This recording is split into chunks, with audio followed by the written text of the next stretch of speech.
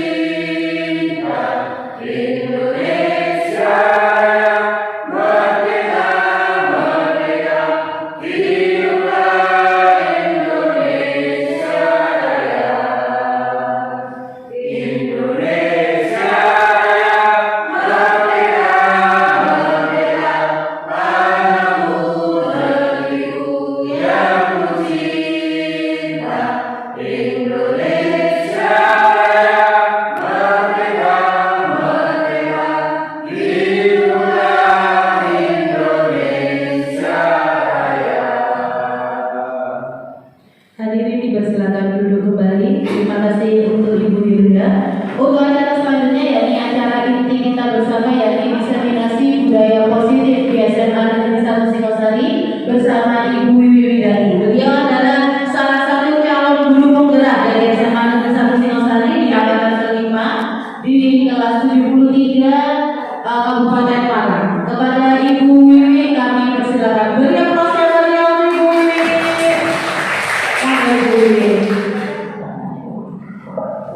Terima kasih Bu Alfi sebagai pembawa acara.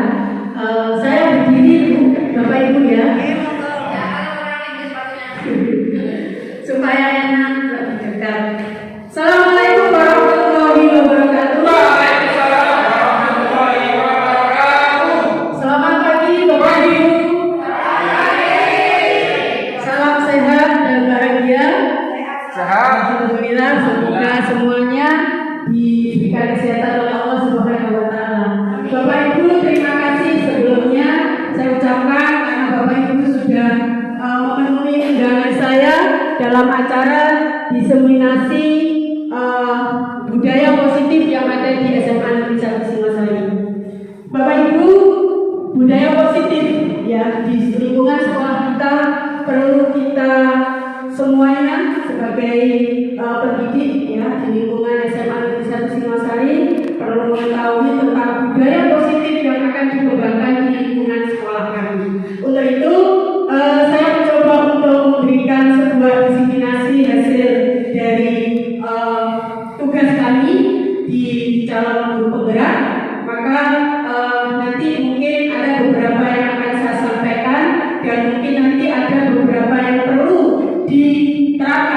sekolah kita.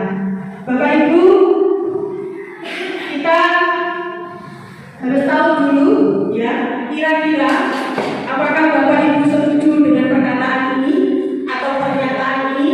Hukuman dapat mendisiplinkan anak. Tidak. Kenapa, Bu Panca? Karena tidak perlu dengan rasa dengan cinta. Oke, bagus. Tidak perlu, ya. Hukuman tidak perlu karena kita bisa menegakkan kedisiplinan melalui cinta. Ada yang tidak atau setuju? Ada yang setuju, nggak ada yang. Yang kedua, menghukum siswa dengan membersihkan halaman merupakan disiplin positif. Boleh, boleh. Nah, Bapak Ibu menjawab boleh. Alasannya kenapa? Tadi saya yang pertama itu mau bilang hukumannya apa dulu? Iya. Hukumannya kekerasan, apakah hukuman mendidik? Kalau hukuman mendidik ya boleh saja. Misalnya siswa telat apa yang nggak mau tugas atau apa yang kita didik, silakan dikerjakan di depan kelas, nggak masalah. Yang kedua ini menghukum membersihkan halaman. Ya boleh saja sebanyak itu mungkin ada durasi waktunya. Terus memang untuk melatih anak-anak supaya peduli dengan kebersihan. Terima kasih.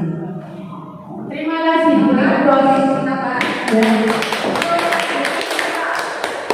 Terima kasih. Untuk yang menghukum siswa ini sebenarnya di sekolah kita di Semanesi ini tidak hanya memberikan hukuman dengan membersihkan halaman Bu Wiwi, tetapi hukumannya kepada anak-anak itu sekarang sudah dengan menggunakan ibadah. Nah, sekarang ini yang kebetulan sedang kami lakukan, yang sedang bukan saya melakukan, mereka hanya memberikan wadah yang memberikan layanan ya. Yang melakukan adalah dari pihak kesiswaan. Itu hukumannya bagus sebenarnya. Untuk yang pertama dia ibadah dengan sholat ya, sholat duha. Kemudian kalau siang dia menjadi masang tambahan yang di depan itu. Kemudian terpal, menambahkan terpal. Kemudian siang membersihkan kembali, melipat kembali, merapikan kembali. Tentunya dengan sholat duhur. Jadi asar juga demikian. Jadi sholat itu dia wajib 3 pagi, dua berjamaah, duhur berjamaah, asar berjamaah, dan memasak untuk tambahan sholat. Itu sebuah hukuman yang positif juga, bukan hukuman sebenarnya pembelajaran. Ya, terima kasih. Oke, terima kasih Bapak Ibu sudah memahami ya tentang hukuman atau hadiah atau apa itu. Nanti sebelumnya kita akan lihat dulu ya materi yang akan saya sampaikan. Kira-kira pendapat Bapak Ibu itu masuk yang mana? Boleh apa tidak? Gitu ya. Oke, baik, saya lanjut. Budaya positif. Budaya positif itu adalah merupakan perwujudan dari nilai-nilai atau keyakinan universal yang diterapkan di sekolah. Ya. Jadi budaya positif diawali dengan perubahan paradigma kita. Ya, nanti tentang teori kontrol. Jadi budaya positif itu harus didahului dulu perubahan yang ada di diri kita masing-masing secara universal. Ya, nanti ada teori kontrol yang akan membantu untuk mengubah paradigma itu. Yang berikutnya, dengan budaya positif kita dapat mendorong murid untuk mampu berpikir, bertindak, dan mencipta, mandiri, serta bertanggung jawab. Oke, nah yang akan kita bahas nanti ada 5 konsep yang akan mempengaruhi budaya positif. Yang pertama adalah disiplin positif. Yang kedua, nilai kebajikan dan keyakinan kelas, posisi kontrol, kebutuhan dasar, dan segitiga restitusi. Ya, jadi konsep budaya positif akan terbentuk oleh 5 ini. Disiplin positif merupakan pendekatan mendidik murid untuk melakukan kontrol diri dan membentuk kepercayaan diri dengan tujuan menanamkan motivasi intrinsik, bukan motivasi ekstrinsik. Ya, intrinsik dari dalam kesadaran diri anak. Nilai kebajikan nanti untuk mendisiplinkan atau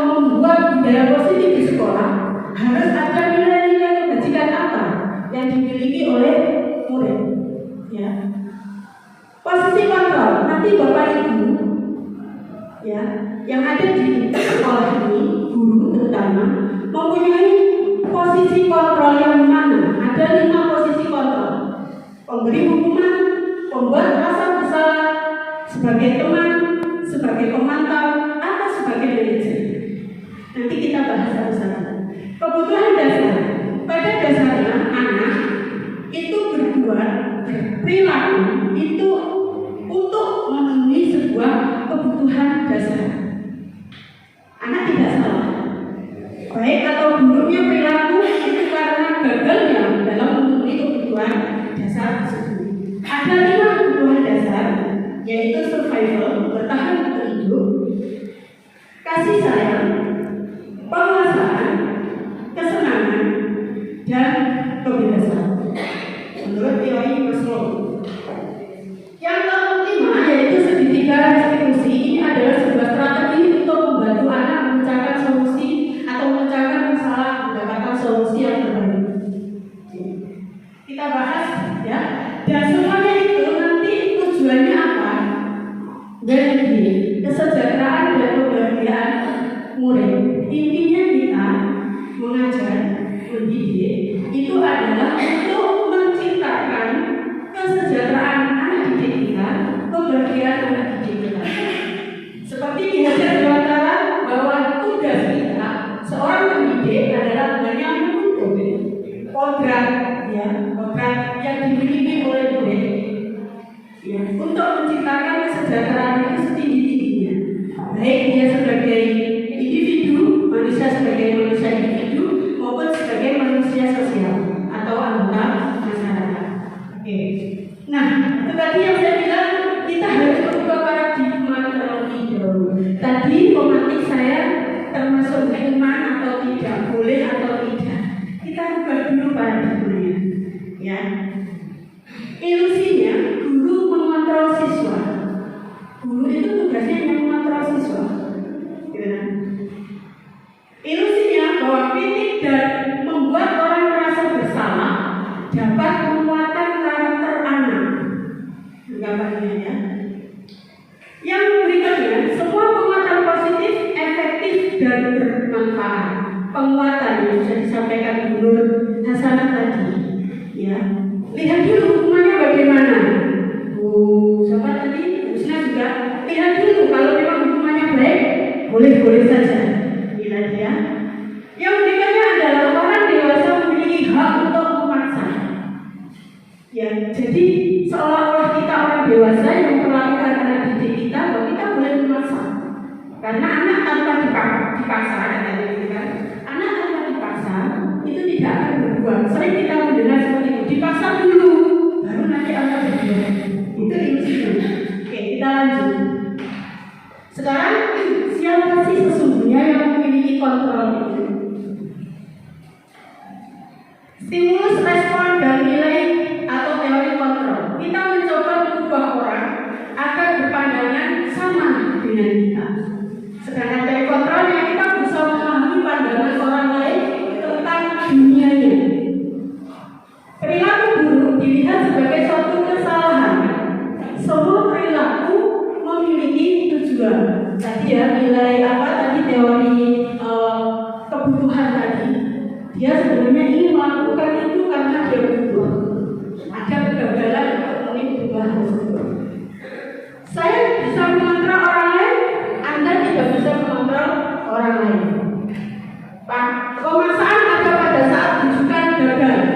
Sedangkan teori kontrolnya, kolaborasi dan konsensus menciptakan pilihan baru. Model berpikir menang dan kalah.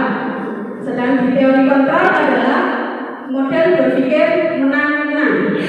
Tidak ada menang kalah, tapi harus menang. Win-win solution namanya itu. Oke. Disiplin positif sekarang. Disiplin positif merupakan unsur utama dalam terwujudnya budaya positif yang kita cita-citakan di sekolah. Seharusnya memang setidaknya kita punya cita-cita untuk mendisiplinkan anak itu ada sebuah cita-cita. Harapannya bahwa kalau saja anak-anak kita baik-baik saja, maka pasti mereka akan bisa belajar dengan nyaman dan aman, gitu ya. Harapannya kita ya. Nah, para guru juga berpendapat bahwa mendisiplinkan anak adalah bagian yang paling menantang.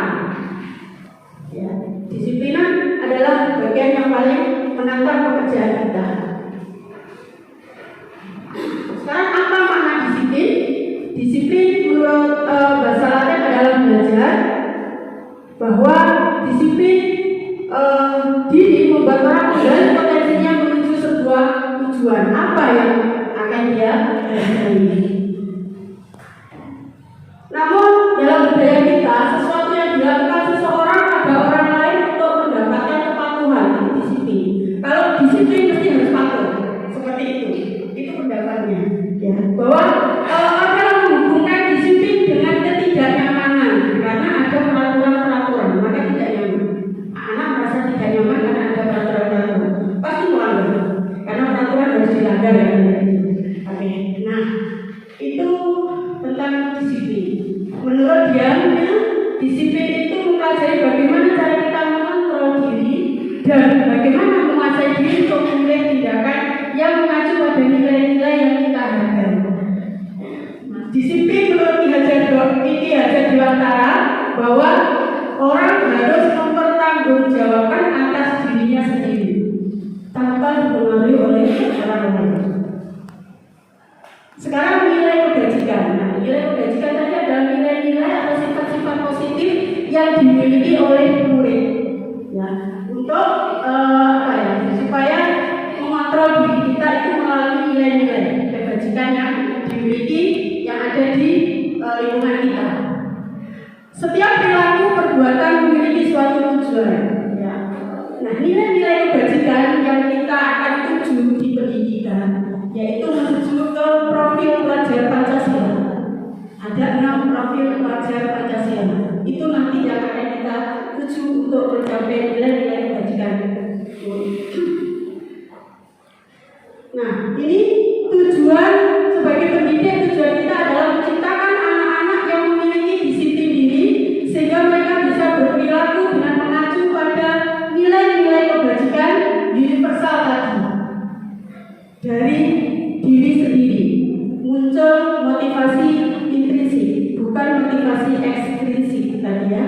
Bahwa kalau semua perilaku mempunyai tujuan, maka di teori motivasi itu apapun yang dilakukan anak itu mempunyai tujuan.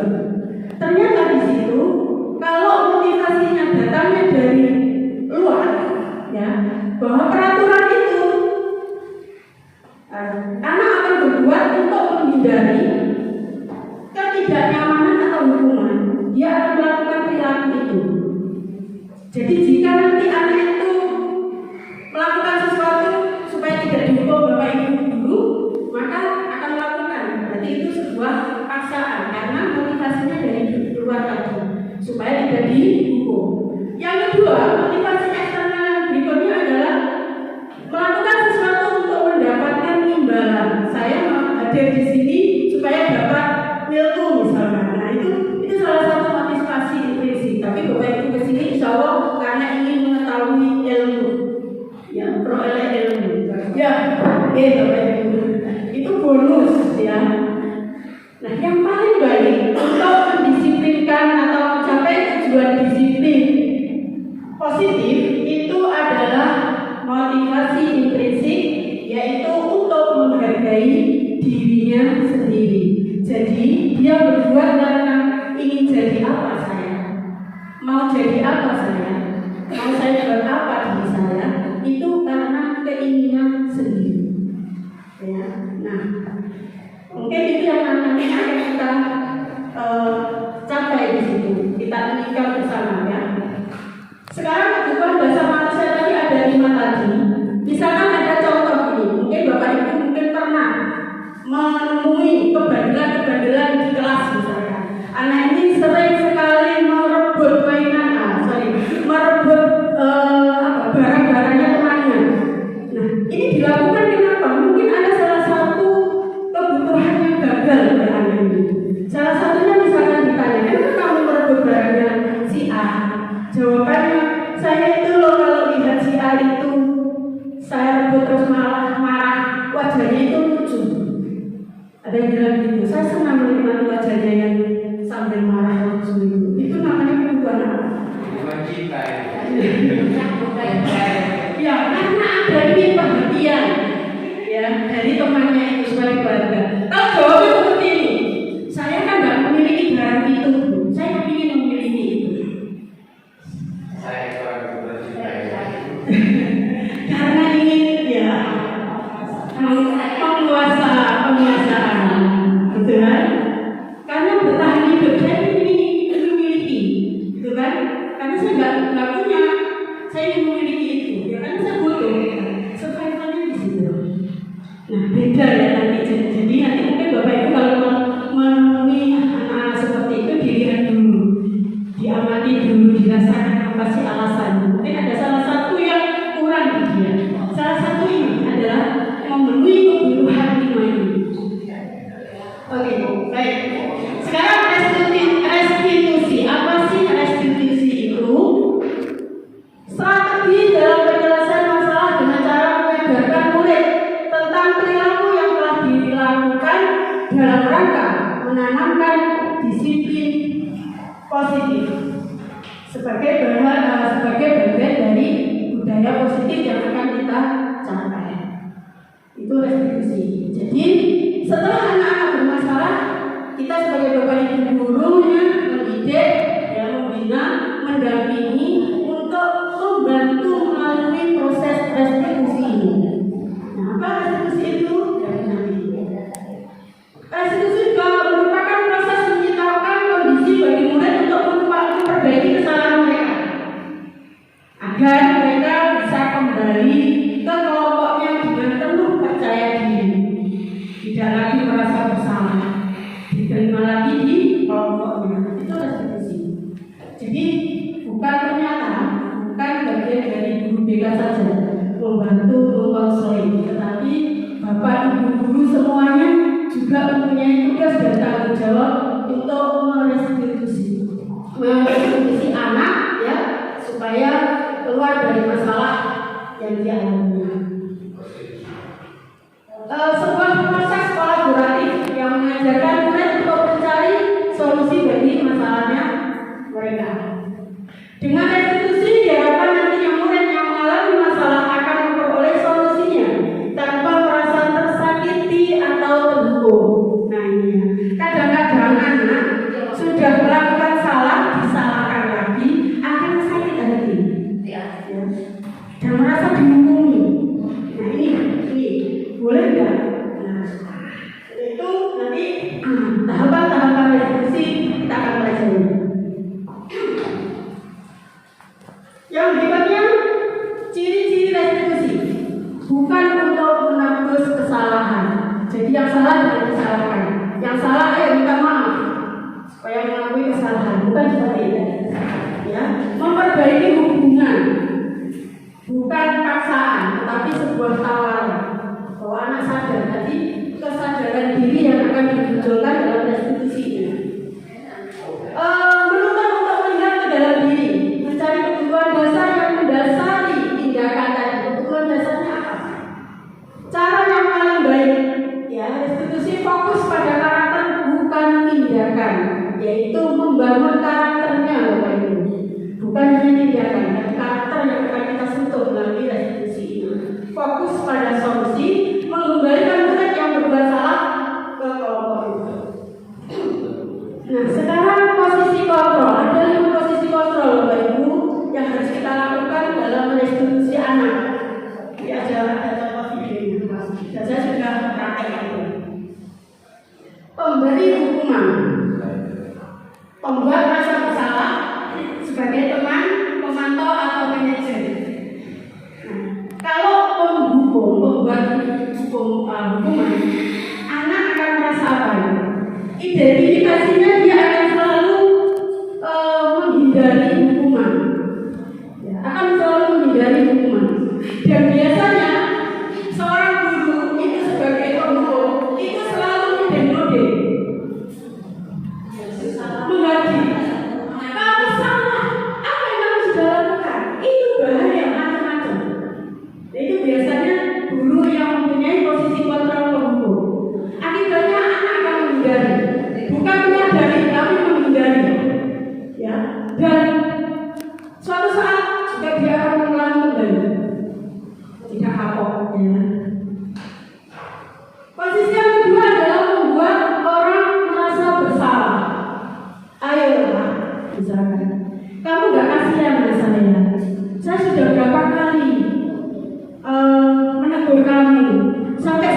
ditegur kepala sekolah, nggak kasihan kamu kepada saya. Nanti saya ditegur lagi. Itu biasanya memberikan apa ya, sebuah pandangan bahwa anak itu bersalah, sehingga Bu Wiwi itu selalu dipanggil oleh kepala sekolah. Itu juga tidak, atau masih nanti anak belum jadi kesadaran diri. Kontrolnya masih dari dalam, karena supaya Bu Wiwi tidak dimarahi oleh kepala sekolah. Ayolah, orang tua sudah menyekolahkan kamu di sini dengan biaya yang banyak. Kamu nggak kasihan orang tua juga mengeluarkan. Kamu di sini enak-enak. Itu adalah kontrolnya sebagai pembuat orang merasa bersalah. Akhirnya anak akan maafkan saya Bu, saya tidak akan mengulangi lagi. Hanya sebatas itu saja. Ya, bisa jadi dia merendah diri, merendahkan ya, rendah diri karena tidak mau saya ketemu duit lagi nanti saya takut salah, gitu. Oke. Yang berikutnya adalah posisi teman.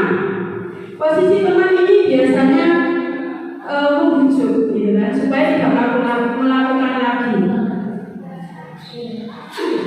Ya sudah, kalau kamu melakukan kesalahan nanti diaturlah supaya tidak ketahuan guru lain, sudah kamu kembali lagi ke kelas. Nanti saya yang membereskan. Nah, anak akan merasa dilindungi oleh diri dan akan melakukan kesalahan dan mencari diri lagi supaya dilindungi lagi.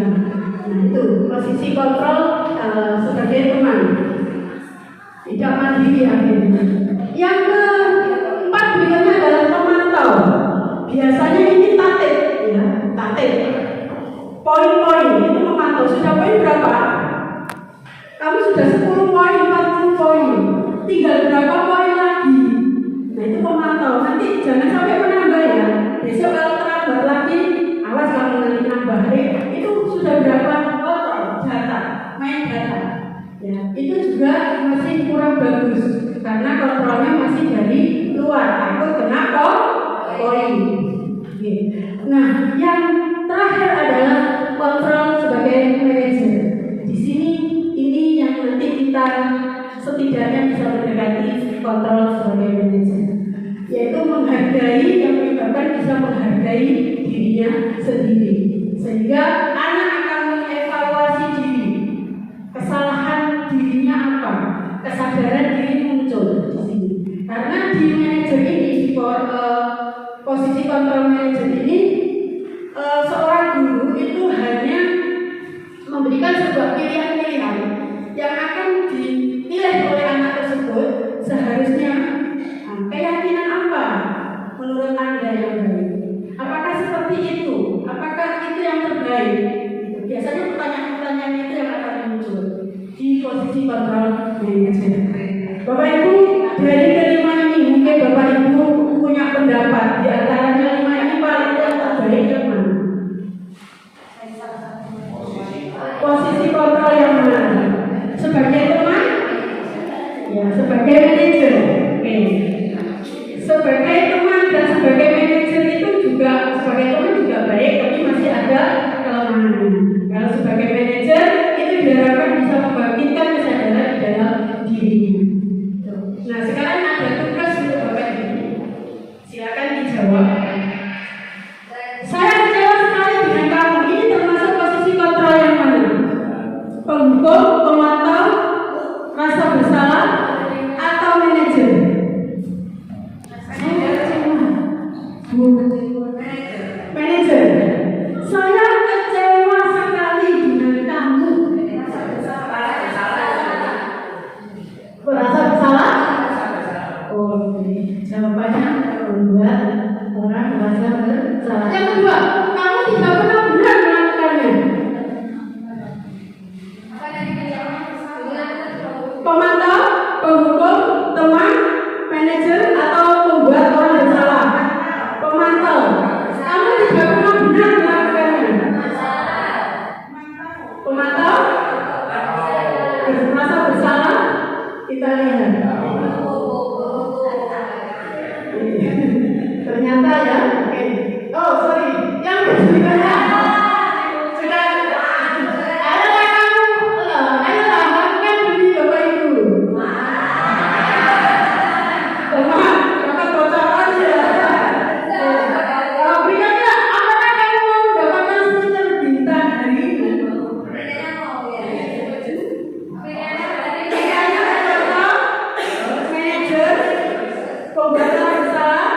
penghukum?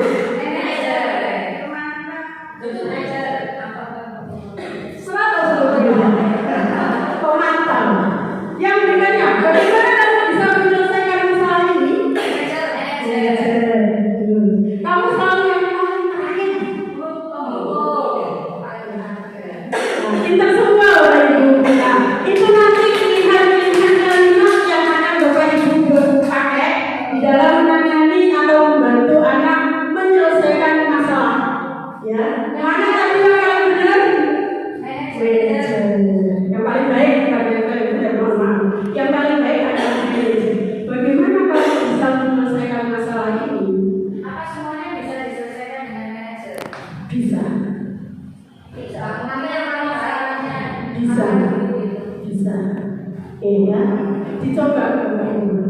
Apa yang paling baik si manajer? Kalau teman bisa nggak dikatakan paling baik? Boleh. Tadi saya bilang teman juga bisa dipakai. Kalau teman bisa dipakai. Ya. Cuman kurang bisa mendidik anak karena anak merasa dilindungi. Kalau menghukum itu yaitu benar salah tak dihukum. Kamu dapat poin misalkan. Kamu sudah melakukan kesalahan. Ya. Jadi dia tidak supaya tidak melakukan lagi karena takut hukuman saja. Ya, ya. Yang membuat kesalahan biar anaknya sadar.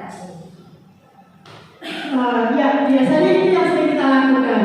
Disentuh hatinya boleh, tetapi ini tidak ada salah dan benar. Yang paling terbaik efektif tidak. Nah, nanti untuk mendisiplinkan anak itu adalah membuka kesadaran dirinya, menumbuhkan kesadaran dirinya, bukan karena menaruh lain. Tadi kan ada motivasinya dari dalam dan motivasi dari luar. Jadi yang kita tumbuhkan di disiplin positif ini adalah motivasi dari dalam.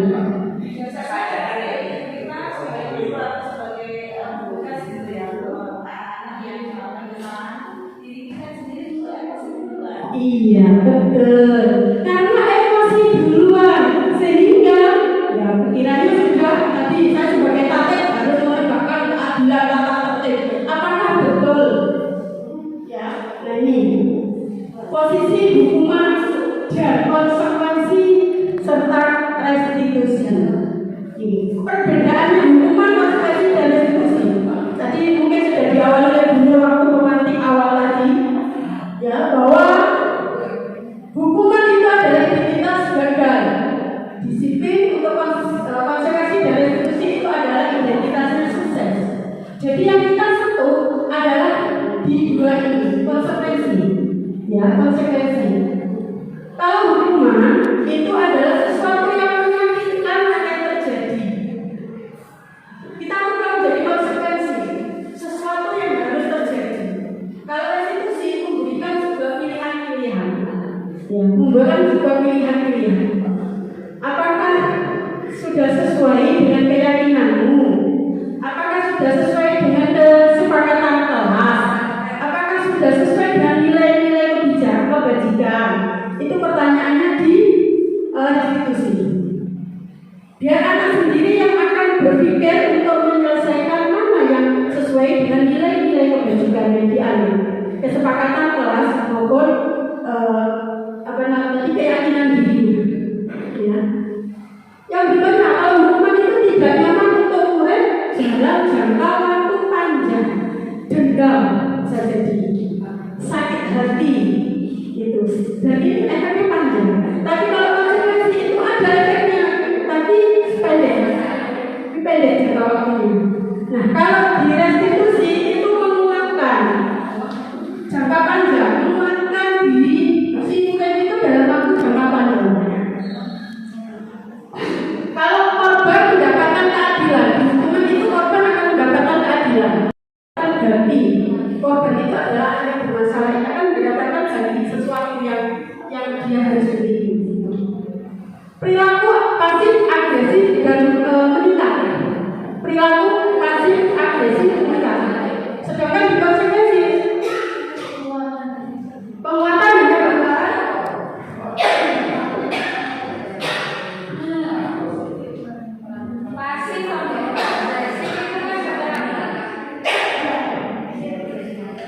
pasif kenapa? Dia bisa jadi hanya diam termenung karena rasa bersyukur menjadi pasif. Bisa jadi bertolak belakang agresif, dia akan mengganggu semakin menjadi ya dia. Kalau di restitusi masalah terpecah. Nah, kalau di hukuman sistem tidak akan berjalan bila murid tidak takut, benar nggak? Kalau dihukum nggak takut, misalkan saya memakai helm karena takut polisi. Nah, kalau nggak ada polisi pakai helm nggak? Ya, itu di sini. Ya, tapi beda dengan saya pakai helm karena keselamatan diri sendiri, beda kan? Berarti kan kalau polisi ya kan?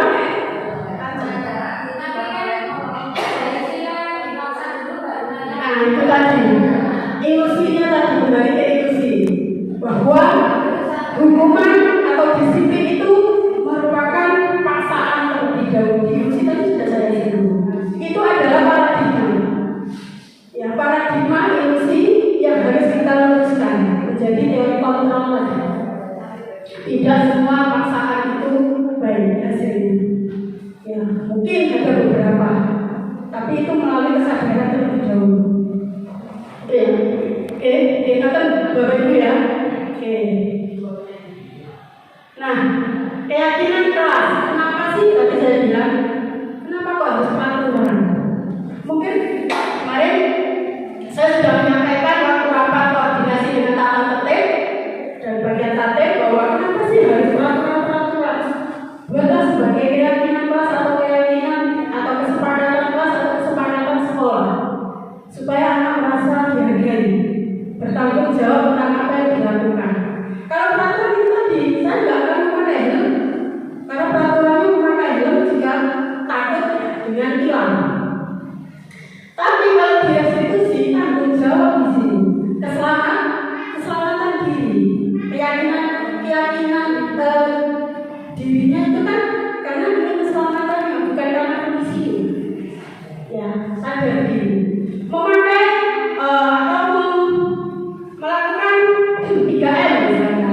Saya pakai masker karena aturan sekolah atau sekarang masuk normal harus pakai masker.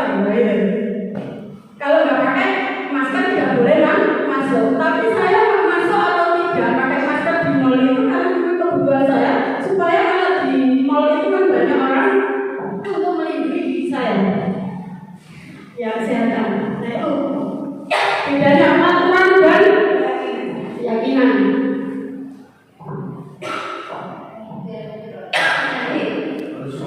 Peraturan selalu kembalikan buku di tempatnya. Tapi kalau keyakinan ya setelah membaca ya bisa mengembalikan buku di tempatnya. Itu adalah sebuah tanggung jawab. Oke.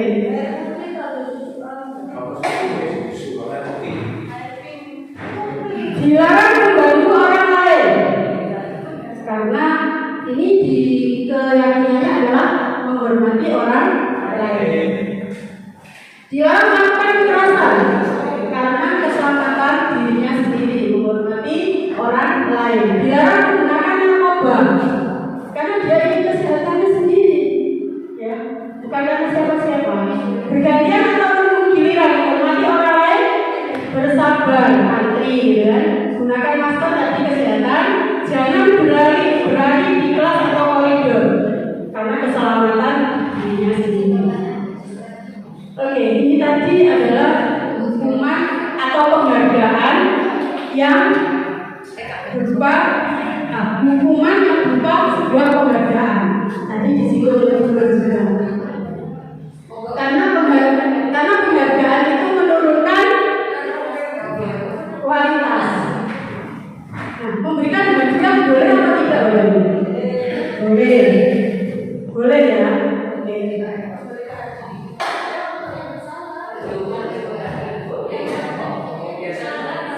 Misalkan gini, ayo anak-anak, siapa yang mempunyai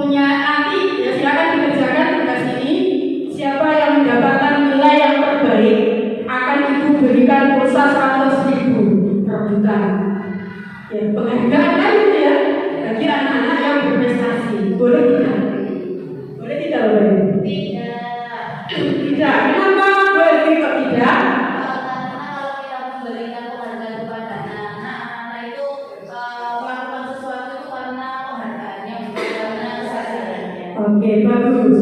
Karena itu baik, ya memberikan penghargaan itu baik, tetapi efeknya bisa jadi dia tidak sadar untuk melakukan sesuatu ya dengan dirinya, tapi karena ingin mendapatkan pulsa 100.000 tadi, ya. Oke, gimana? Silakan Ibu. Kalau saya menghadapi kelas itu kan berbeda. Kalau saya tahu kelas ini tuh mesti ngecas ya. Kelas ini yang nanti kali kelas itu rame. Nah, cara saya motivasi saya gini. Siapa nanti yang mengerjakan lebih dahulu, maka akan saya berikan voucher belanja. Mungkin 2.000 Akhirnya dengan itu ternyata ada semangat. Tapi kalau saya biarkan, ya motivasinya anak-anak ya seperti tadi itu. Seenaknya rame gimana mau pas sahabat rumahnya. Akhirnya saya ngambil nama itu tuh ada hasilnya dan saya pakai. Terima kasih. Oke, terima kasih Bu Nur. Oh, sudah benar ya. Memang betul benar ya. Memang itu salah satu usaha untuk menertibkan kelas. Banyak cara sebenarnya untuk menertibkan kelas supaya tidak gaduh, supaya bisa konsentrasi. Akhirnya diiming-iming sesuatu sehingga dia mengerjakan. Berarti jika, menurut saya bertanya, jika suatu saat nanti iming-iming tadi diambil, kira-kira nanti anak itu tetap melakukan atau tidak? Tetap gaduh atau tidak? Saya akan dari kelas, kelasnya normal, nggak masalah imingnya nggak saya berikan.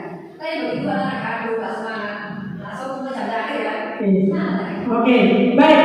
Dalam arti berarti benar melakukan sesuai dengan kondisi kelasnya bagaimana, tidak terus menerus ya. Nah itu diperbolehkan, tetapi intensitasnya harus dikurangi. Jadi istilahnya bagaimana supaya anak itu tidak merasa hanya melakukan kegiatan tersebut jika ada sebuah ini, tapi sesekali boleh, tetapi itu perlahan untuk ditarik. Supaya nanti mengerjakan tanpa itu pun dia anak sudah bisa mengerjakan, melakukan dengan baik. Berarti dia sudah masuk kesadaran dirinya. Ya, boleh. Tapi intensitasnya harus sampai 0. Oke. Nah, penghargaan mematikan kreativitas. Tadi salah satunya hampir sama. Penghargaan mengurangi motivasi intrinsik. Ya kan? Karena ini tadi. Sehingga kesadaran motivasi dirinya dalam dirinya kurang. Jadi boleh, tetapi harus nanti dikurangi perlahan-lahan sampai 0. Oke, baik. Sekarang ada tes lagi, Bapak Ibu. Saya tidak akan ingin apapun. Mencatat termasuk tadi hukuman konsekuensi. 2 ya. Hukuman atau konsekuensi. Mencatat 100 kali di dalam buku kalimat, saya tidak akan terlambat lagi karena terlambat ke sekolah. Hukuman. Sudah bisa membedakan. Lari mengelilingi lapangan basket 2 kali karena terlambat hadir di sekolah. Konsekuensi atau hukuman? Konsekuensi atau hukuman? Tadi hukuman itu adalah menyakitkan ya. Konsekuensi adalah menyadarkan diri. Masuk hukuman. Kenapa? Masuk hukuman. Berapa hubungannya? Langsung dilakukan basket 2 kali karena terlambat hadir. Ada kesepakatan awal tidak? Kalau konsekuensi ada kesepakatan awal. Kalau tidak ada kesepakatan namanya hukuman. Itu bedanya. Berarti ada kesepakatan bisa Tetapi yang sesuai, jika hukuman itu tidak sesuai dengan pelanggarannya, tapi kalau konsekuensi itu sesuai dengan pelanggarannya. Misalkan saya lupakan air di meja, konsekuensinya apa? Hukuman saya membersihkan? Tidak. Itu bedanya. Ya. Air. Nah, sesuai nggak?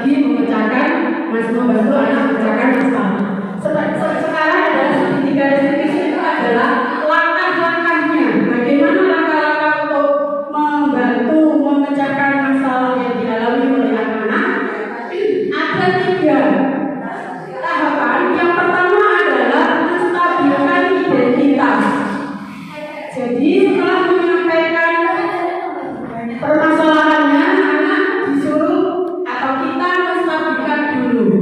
Saya menyadari bahwa kamu melakukan itu karena ya memang kamu sakit hati. Kamu nggak salah. Itu menstabilkan. Jadi jangan langsung menyalahkan, tapi menstabilkan. Kamu nggak salah. Tetapi apakah ada cara yang lebih baik yang bisa kamu lakukan? Gitu kan? Setiap orang pasti melakukan kesalahan. Kamu bukan satu-satunya yang melakukan kesalahan tersebut. Yang berikutnya adalah memvalidasi tindakan yang salah. Apakah hanya itu yang bisa kamu lakukan? Validasi. Adakah cara yang lebih baik yang bisa kamu lakukan?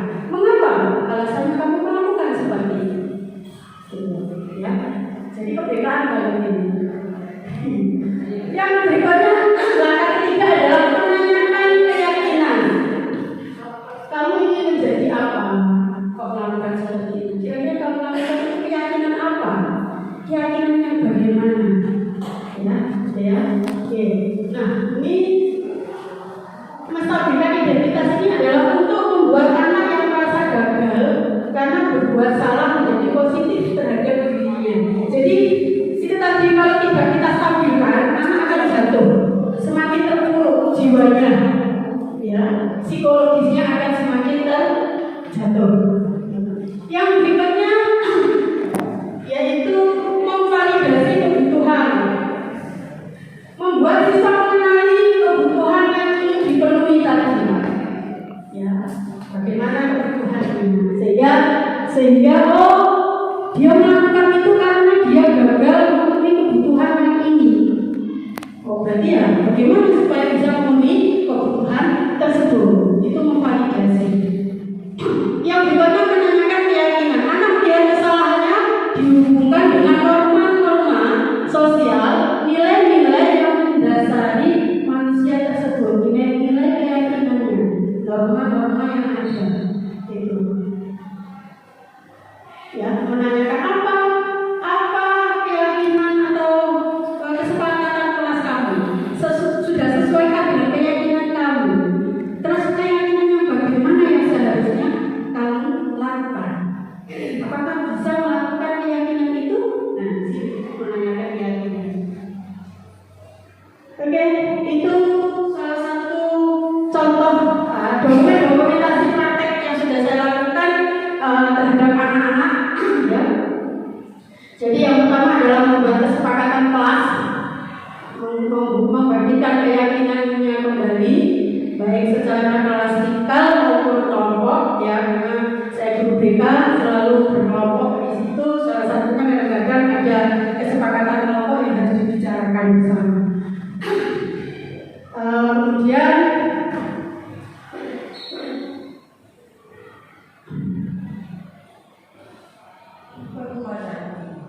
ada musiknya sebenarnya.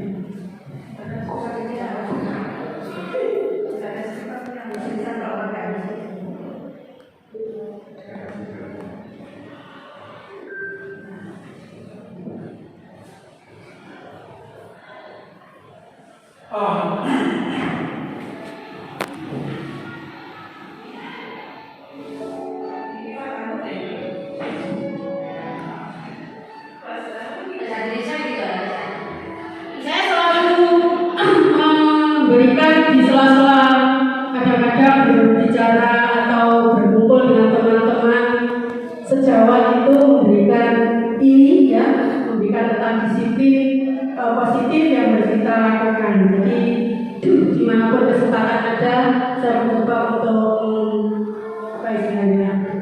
mengimbaskan, ya, mengimbaskan ke teman-teman sejawat.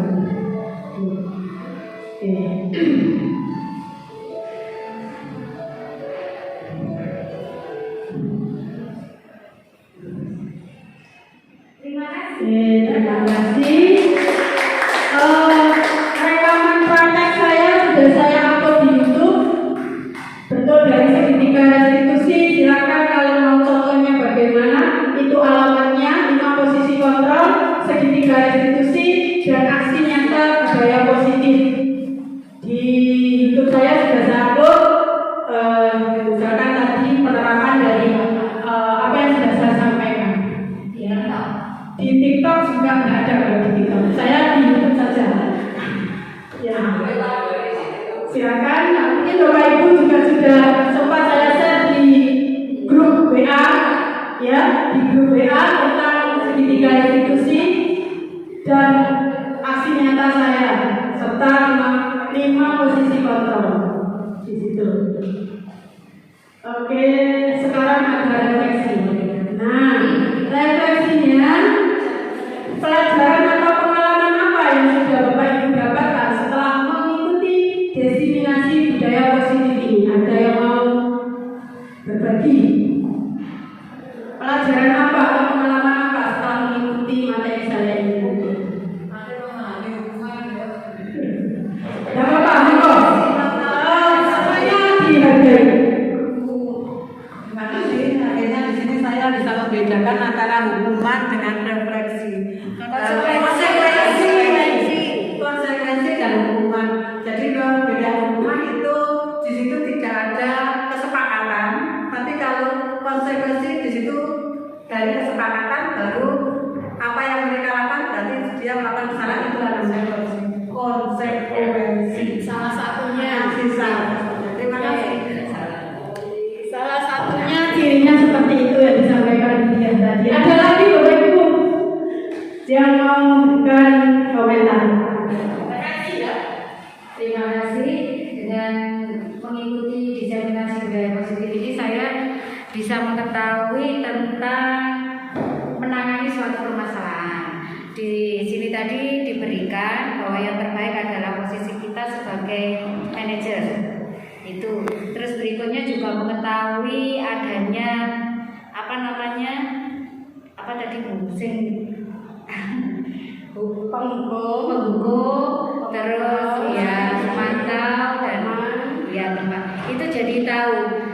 Dengan seperti itu kita bisa memposisikan bahwa jika ada suatu masalah memang relatif membutuhkan waktu yang lebih lama, karena biasanya kalau seperti saya yang belum mabel langsung taskes langsung menuju ke permasalahan. Cuma dengan seperti ini tadi mungkin kedepannya bisa saya coba. Amin. Terima kasih. Terima kasih Anis ya, refleksinya ya. Mudah-mudahan Bu Anis nanti bisa sedikit demi sedikit untuk melakukan restitusi ya, tidak restitusi ini karena semuanya kita belajar. Ternyata Bapak Ibu untuk restitusi ini bukan hanya tugasnya BK. Biasanya BK itu adalah ada tahapan-tahapan. Ternyata Bapak Ibu guru juga harus mengetahui tentang restitusi supaya anak bagaimana di kelas itu merasa nyaman. Misalkan mengetahui anak yang main HP, ini bagaimana restitusinya, ya, itu ya, tidak harus langsung memantau atau penghukum atau apa. Nanti pilihannya ada di situ Bapak Ibu. Dan mudah-mudahan nanti ini bisa diimplementasikan ya, bermanfaat untuk Bapak Ibu dan untuk apa ya, keberlangsungan ya sekolah kita supaya ramah anak ya, ramah anak menuju ke sekolah pembenahan ya. Itu yang mungkin ada berpendapat lain Bapak Ibu? Ada yang mau refleksi?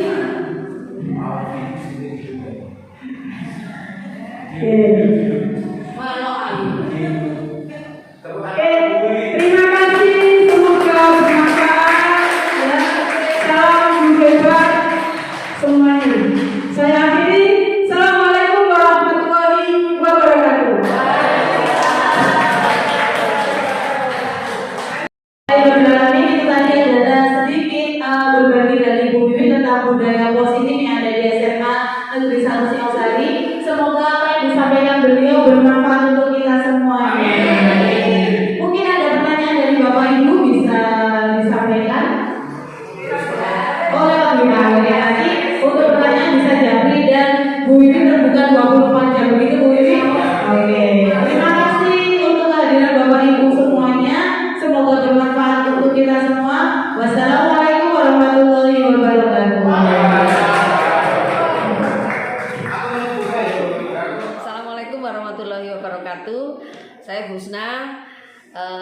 gereja Bu Wiwi, kebetulan kami sama-sama guru BK. Alhamdulillah saya sudah mengikuti hari ini tadi saya mengikuti kegiatan dari Bu Wiwi untuk desiminasi budaya positif yang ada di sekolah kami di SMA 1 Singosari. Alhamdulillah pelaksanaannya berjalan dengan baik. Untuk Bu Wiwi sendiri selaku pemateri, alhamdulillah beliau sudah menguasai materinya dan sangat jelas menjelaskan kepada kami selaku peserta yang ada kurang lebih tadi 15-20 orang teman yang mengikuti kegiatan ini. Untuk Bu Wiwi secara pribadi, alhamdulillah beliau adalah seorang yang smart, yang selalu membantu teman, yang selalu mau memberikan masukan, membantu menyelesaikan sebuah permasalahan yang kami hadapi, khususnya saya, orang BK yang sudah yang sudah lama, yang materi-materi kami kurang fresh, bagus sekali.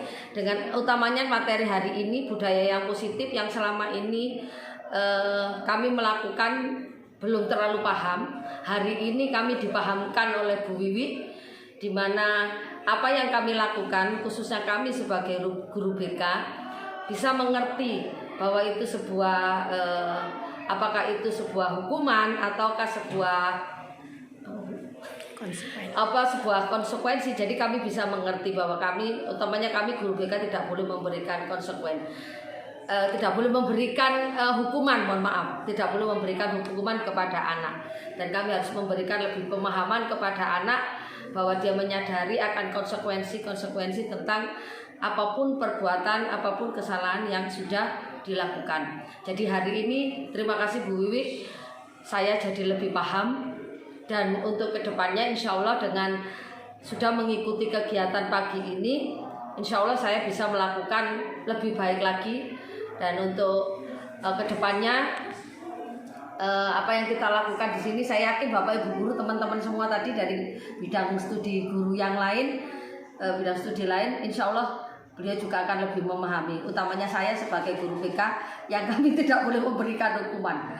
Nah, tapi kami tidak pernah melakukan hukuman itu loh Bu Wiwi ya, tidak pernah. Kami melakukan memberikan saran, tetapi kalimat-kalimat yang Bu Wiwi tunjukkan tadi ternyata itu ternyata hukuman ya, yang sudah kita kadang-kadang apakah itu hukuman ataukah itu kita menganggap diri kita sebagai teman kepada anak, ternyata juga rancu akibatnya di belakangnya. Insya Allah kedepannya kami bisa melakukan, bisa mengimplementasikan dari apa yang sudah Bu Wiwi sampaikan pagi hari ini tadi. Harapan saya kepada Bu Wiwi lebih semangat,